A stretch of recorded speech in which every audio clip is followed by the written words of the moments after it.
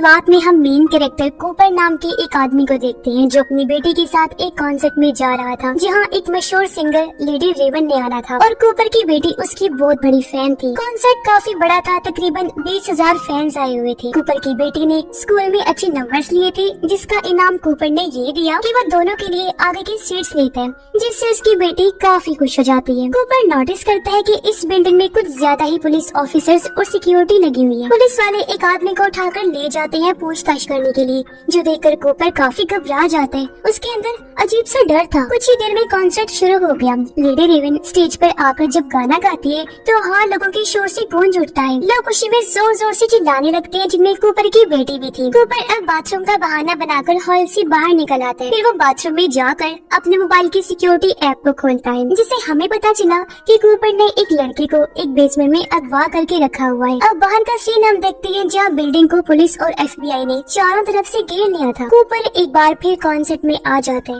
और जब उसने बढ़ती हुई पुलिस को देखा तो उसकी परेशानी भी बढ़ने लगी। कॉन्सर्ट की आधा होने पर ये बाहर आती है।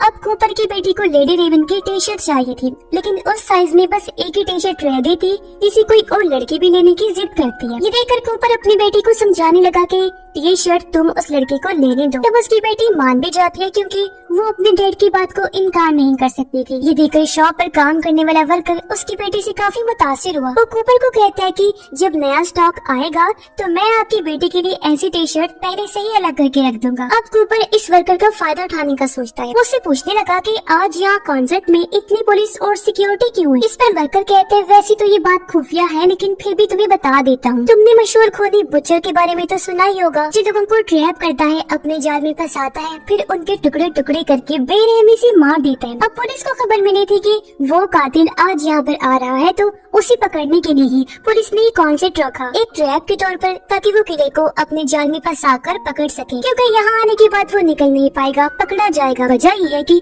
हर एग्जिट पर बाहर जाने के रास्ते पर पुलिस और सिक्योरिटी लगी हुई है। सिर्फ एक ही रास्ता है बाहर जाने का, और वो है स्टेज की बैक साइड पर, लेकिन वहाँ भी हर कोई नहीं जा सकता। ये सुनकर कूपर बाहर से तो हंस रहा था, लेकिन अंदर से उसकी सांसें अटक गई। उसके होश उड़ जाते हैं क्योंकि हैरत, वो किलर और कोई नहीं बल्कि खुद कूपर ही है। वो अपने बेटे के साथ बाहर आ गया, यहाँ से निकलने का रास्ता ढूंढने लगता है।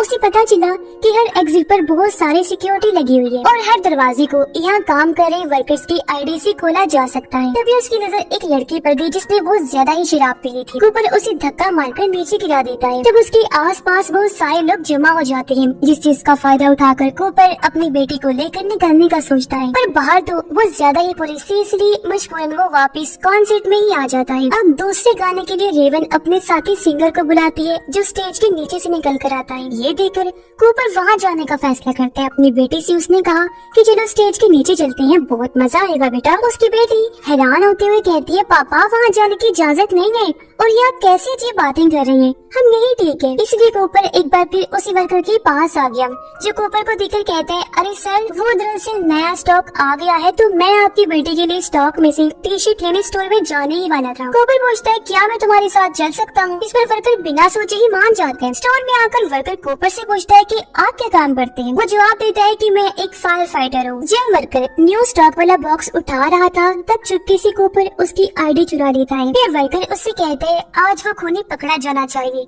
इस ट्रैप के बारे में सब वर्कर्स को पता है और सबको पुलिस ने अलग अलग कोड दिए हैं। कूपर उससे पूछता है कि तुम्हारा खुफिया कोड क्या है, जिस पर एक बार फिर वो बिना सोचे ही बता देता है कि हैमिल्टन, ये मेरा खुफिया कोड है। और अब वो वर्कर कूपर को एक टी-शर्ट निकाल कर दे देता है, वो भी बिल्कुल फ्री में। अब ये दोनों ऊपर आ जाते हैं। कूपर उसके ID कार्ड की मदद से दरवाजा खोलने लगता है।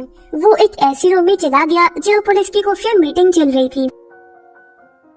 यहाँ कूपर ऐसे करके दिखाता है जैसे वो यहाँ का वर्कर है और इधर बस कॉफी पीने आया है, इसलिए किसी को भी उस पर शक नहीं होता। अब कूपर कॉफी लेकर जाने लगा, साथ ही उसने पुलिस का एक रेडियो भी चुरा लिया था, जिसके बाद वो फिर से कॉन्सर्ट में आ जाता है और यहाँ रेडियो पर पुलिस की पूरी प्लानिंग सुनने लगता है। उसे पता चला कि इस पूरी प्लानिंग के पीछे एक बूढ़े डॉक्टर का हाथ है, जिसका काम है खूनी की पहचान करना, क्योंकि किसी ने भी उसका चेहरा नहीं देखा और पुलिस को बस इतना पता है कि वो एक आदमी है। कूपर अपनी बेटी से कहता है कि मुझे एक बार फिर बाहर जाना होगा, मैं अपना क्रेडिट कार्ड भूल गया हूँ। और हाँ, अगर गलती से भी तुम खो गई तो पार्किंग एरिया में आ जाना। इतना बोलकर वो बाहर चला जाता है। कूपर सोचता है कि मैं यहाँ फायर अलार्म बजा देता हूँ जिससे यहाँ भगदड़ मच जाएगी, तब भीड़ का फायदा उठाकर मैं भी यहाँ से भाग जाऊंगा। लेकिन तभी रेडियो पर उसी बूढ़े डॉक्टर की आवाज आई जो कह रही थी कि किलर यहाँ से भागने की कोशिश कर रहा होगा और वो लोगों के अंदर डर पैदा करने, उन्हें परेशान करने की कोशिश करेगा। जैसे वो कहेगा कि यहाँ बॉम्ब है या फिर फायर अलार्म बजा देगा। अगर ऐसा होते एक तार तोड़कर अपने पास रख ली थी जिसका इस्तेमाल करके वो अपनी हथकड़ी खो लेता है और अजीब तरह मुस्कुराने लगता है। यानी कि एक बार फिर सबकी इतनी कोशिश बेकार थी, वो दोबारा से फरार हो जाएगा और लोगों को मारने का सिलसिला जारी रखेगा, जो चीज जाहिर है बहुत भयानक है। और उसकी इस शैतानी वाली मुस्कुराहट के साथ ही ये कहानी भी इधर है